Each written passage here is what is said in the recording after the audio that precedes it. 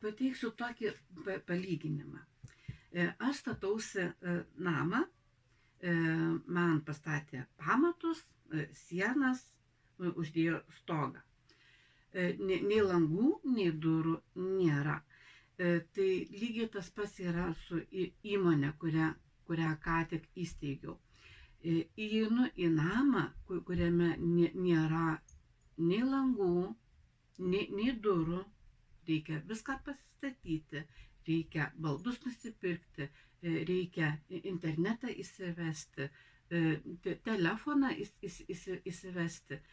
Tai visa tai aš kalbu apie įmonę, apie įmonės inventorių, ilgalaikį turtą, mažą vertę turtą ir panašius reikalus, panašius dalykus. Įsivaizduokite, kad jūs statote namą ir tam name visko reikia.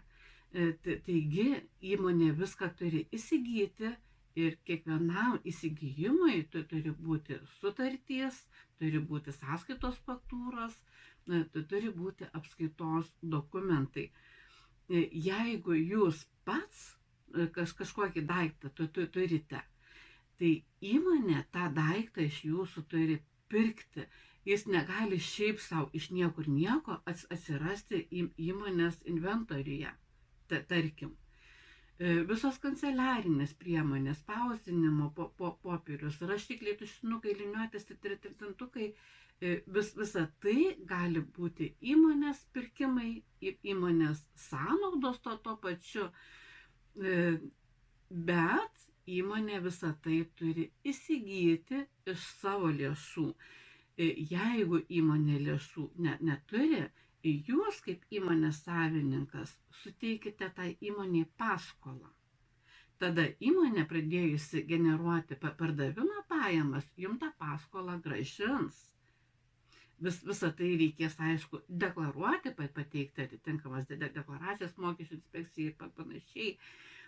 Bet svarbiausia tas pats suvokimas, kad atsidarėte įmonę ir pradedate statyti tarsi namą, kuriame tuščia, nėra nei parketo, nei durų, nei langų, nei palangių, nieko, nei gėlės, nei paveikslo ant sienos, nieko nėra. Įmonė visą tai gali pirkti, tokias dekoracijas, kurios gali stovėti ofise, realiai, jos gali būti nupirktos iš įmonės lėšų. Buhalterinė programa, telefonas, internetas, juk visą tai reikia apskaitai darbams, dar kažkam.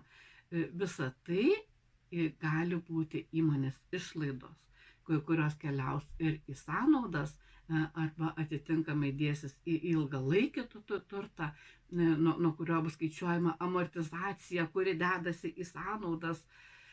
Tai tiesiog visą tai reikia suvokti, suprast ir atitinkamai elgtis. Nuo to momento, kai įsteigėte įmonę, jeigu jūs atsidarėte UABą, jūs turite save įdarbinti, sudaryti darbo sutartį, pateikti pranešimą sodrai ir važiuojat, dirbat. Pasidaro darbo grafiką, nes darbuotojas, UABO direktorius yra UABO samdomas darbuotojas automatiškai, be darbo grafiko jis negalės dirbti. Vadinasi, reikia sudaryti darbo grafiką, mėnesiui pasibaigus sudaryti darbo laiko žiniaraštį. Jeigu tas direktorius pusę mėnesio nedirbo, reikės sodrai pateikti ND pranešimą, kad jis pusę mėnesio nedirbo.